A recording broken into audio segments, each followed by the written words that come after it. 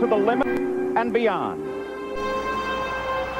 and to the ultimate victory in this tough and dangerous arena. This year, the Formula One world champion made the transition to Indy cars look almost easy. With a mastery that has brought him the adoration of fans worldwide, he carried his IndyCar rookie stripes from the pole all the way to the checkered flag despite mistakes in Australia. The first man to accomplish this feat in 9 decades of IndyCar racing. Nigel Mansell is, in every action, a champion. But his toughest test would come on the unforgiving ovals that are the heritage of IndyCars. Bull rings like Phoenix have a way of humbling the greatest drivers, as it did 4-time Phoenix champion Johnny Rutherford. Just a few feet away, the concrete walls wait. Yesterday, even Nigel's skill wasn't enough. Practice lap over the track record, and then suddenly the world champion's car was in shambles. Black skid marks and a hole in the concrete wall told the story. Because of Nigel's previous spine-shattering injuries, the rescue was slow and calculated. The crowd watched, stunned and worried.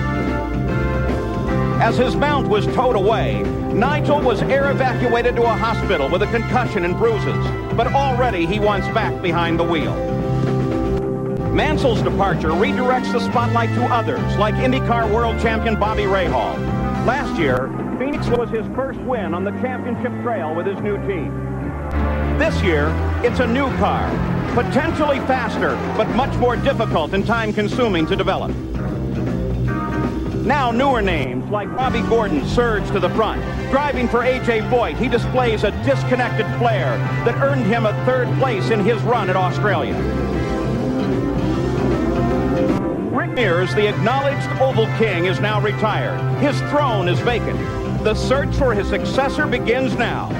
Today, from Phoenix International Raceway, it's the Valvoline 200.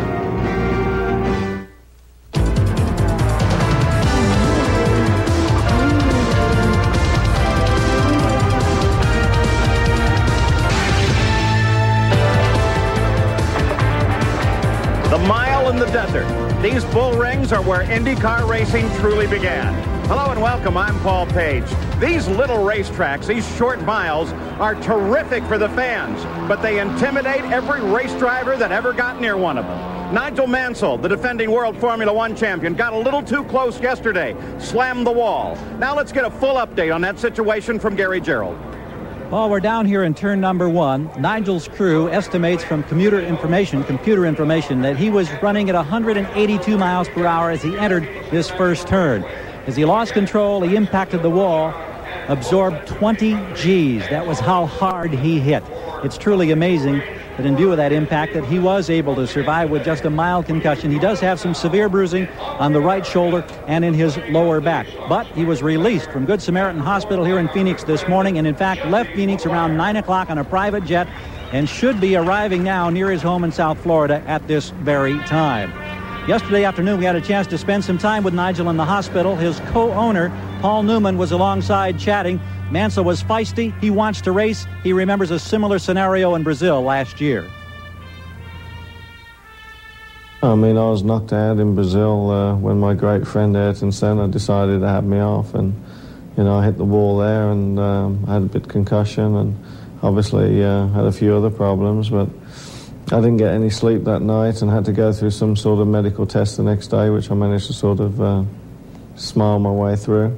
And then, you know, lo and behold, I wasn't on top form, but I managed to win the race. So, I mean, I'm not knocking the rules and regulations and the medical profession because they're first class, but I always thought rules were there to be broken. And, I mean, heck, I'd like to be the first one to break them. And if I can drive tomorrow, I mean, I'd love to. Even if I start last, I don't mind. But the rules prevent Nigel from starting. Now, in the starting field itself, the first 11 positions are covered by a single second.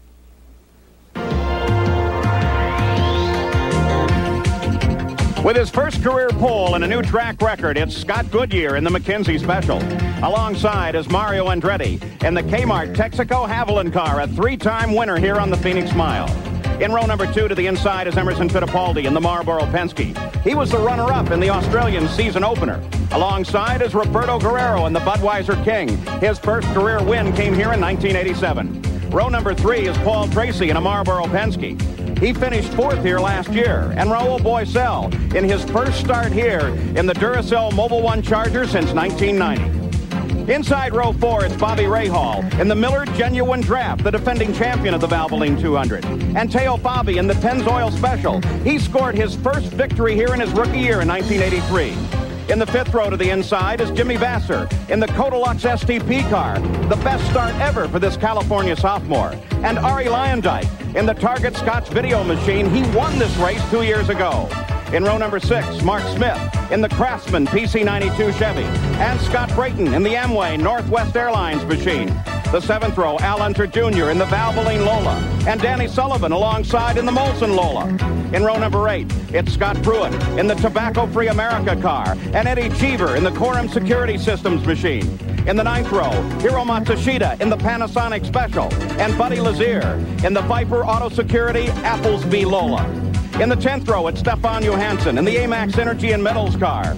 Alongside is Robbie Gordon in A.J. Foyt's Copenhagen Racing. In the 11th row, it's Lynn St. James in the J.C. Penney Nike Lola. And Dave Kudrave alongside in the Agip Andrea Moba Lola Chevy. In the 12th row, it's Robbie Buell in the MyJack car. And Marco Greco in the International Sports Limited machine. And alone in the last row, it's Ross Bentley in the Agfa Rain-X Lola Chevrolet. 1/3 of the starting field have never taken the green flag in an Indy car at Phoenix.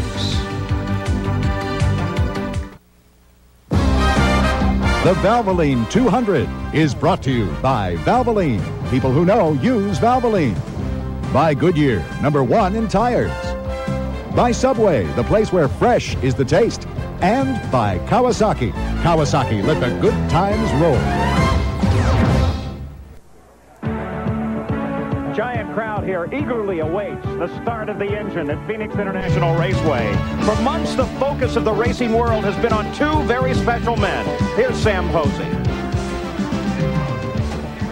When Michael Andretti went to Formula One and Nigel Mansell came here to IndyCar racing, it was inevitable that their fate would seem to be intertwined. Both men had very bad crashes in just their second races. This was Michael's crash in Brazil last week, a promising 5th place on the grid, but a violent crash with Michael hitting first the wall and then being hit by Gerhard Berger. You know, over the winter, a whole new order of things has emerged in IndyCar racing. And Bobby Unser, tell us about it.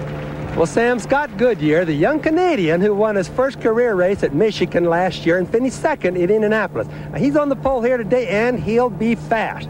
4th on the grid is Roberto Guerrero, a face we've seen many times. He won here in 1987, and he's driving for drag racer Kenny Bernstein. And right behind him on the grid is Penske driver Paul Tracy, who has taken over now that Rick Mears is retired. And remember, this promising student has the best teacher you could get with Mears in his pits. Now let's go down to Jack Arute in the pits. Well, Bobby, those performances by the Walker Motorsports team and Scott Goodyear brought an influx of additional sponsorship money over the offseason. And they say that's the major reason why they're performing better. And here is the long and the short of it. They were able to order their cars and their engines much earlier than they were used to. They selected Ford power plants. Because they selected Fords, they were the first groups to receive Lolas. They encountered over 1,300 miles of testing, including 500 right here at PIR. Goodyear and Walker both say that's the difference between last year and this year for this team. The flag here at Phoenix Racetrack is at half-staff today for Alan Kowicki, the victim of that plane crash in rural Tennessee on Thursday night. Alan was a unique individual, a man who had the courage to step out of the conventional mainstream and carve a path of his own. The dream he had fostered began to unfold here at Phoenix in 1988 when he scored his first big league victory. Alan Kowicki, the Winston Cup champion. He will be missed by all of us.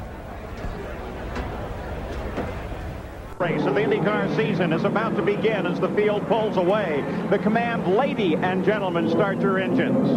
Recognizing the presence of Lynn St. James in her first start here.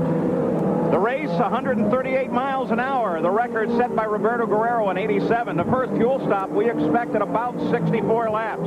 And it's a beautiful day here in Phoenix. By the way, the first woman ever to drive an IndyCar drove here at Phoenix. It was Arlene Hiss. The track, well, It's kind of an oval, but there is a dog leg 1 mile around, 11-degree banking in turns 1 and 2, and 9 degrees in 3 and 4. You can run flat out through turns 3 and 4. The Indy car itself, well, there's the rules. There was what it has to be, that 161 cubic inch displaced turbocharged engine developing upwards of 800 horsepower. A magnificent machine. The chassis in this particular race here today and how they have lined up, with Lola still the dominant power. Penske's got a few chassis in there, and the RH1 is what used to be the True Sport chassis.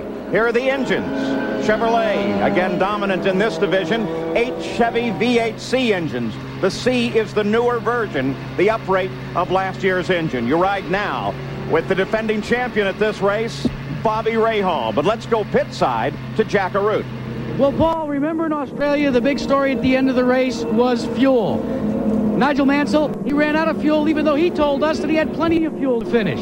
His closest competitor, the team behind me, of course, that was Emerson Fittipaldi. They thought they didn't have enough fuel. When they checked, they had two and a half gallons. With all the new engines and all the new chassis, it's not that a driver will run out of fuel, but they still don't have it down to a precise science. So in a case of a race like today, when to win you have to make it in 2 stops, fuel could become a factor in determining when you come in and when you don't. How about some more information, Gary Gerald, from your end of pit road? Well, you remember in Australia 2 weeks ago, Robbie Gordon had a great race, a third-place finish. A.J. Foyt on scene here today, but what a weekend it's been. They blew him the engine yesterday. Then this morning, Gordon got into the wall in the warm-up session. They had to really scramble to get the car repaired. It's the 92 chassis. They rolled it out as virtually the command was being made for everybody to be in the car. It was that close. Now he's on the track. We'll see how he responds from deep in the field. Keep in mind, it's only the second time that Robbie Gordon has been on a 1-mile oval. So we'll keep an eye on Robbie Gordon. We're on with Al Unser Jr. now. You had a brief glimpse off the back of Mario Andretti's car. He had a spectacular qualifying effort yesterday. And here is Robbie Gordon. Back in the field, will have his work cut out if he's to have any kind of result similar to that third place. And there's the man who has been bringing him along throughout this weekend, his car owner, A.J. Foyt. So now they begin to find alignment behind the PPG pace car, and we're ready for 200 miles of racing at Phoenix International. This mile in the desert produces some great races. We expect nothing less here today. The entire field begins to close in. Sparkling new machinery here at the start of the season. Remember, a lot of drivers in this field have not taken the green flag in an Indy car here at Phoenix. So now the field comes into full alignment. Scott Goodyear, his first pole, brings the field toward the green flag. And into turn 1 with Mario challenging to the outside. And Mario Andretti picks up the lead on the backstretch. At the same time, Roberto Guerrero moves up to challenge both Fittipaldi and Tracy. Off of turn 4, Roberto Guerrero still running high in a battle for third place as Mario Andretti takes the lead at the conclusion of lap number 1. There's that battle with Guerrero and the rest of the field as he splits up the 2 Penske cars looking for racing room. Fittipaldi just in front, then Guerrero, and Paul Tracy just behind. And just behind Paul Tracy, that's Raul Boisel as they come to the conclusion of the second lap of the run. And Scott Goodyear, who started on the pole, has decided for a more casual approach to the start of this race and lets Mario Andretti run out in front. If "let's" is, in fact, the appropriate word. Now take a look at Paul Tracy as he begins to challenge Roberto Guerrero and ducks inside in 3.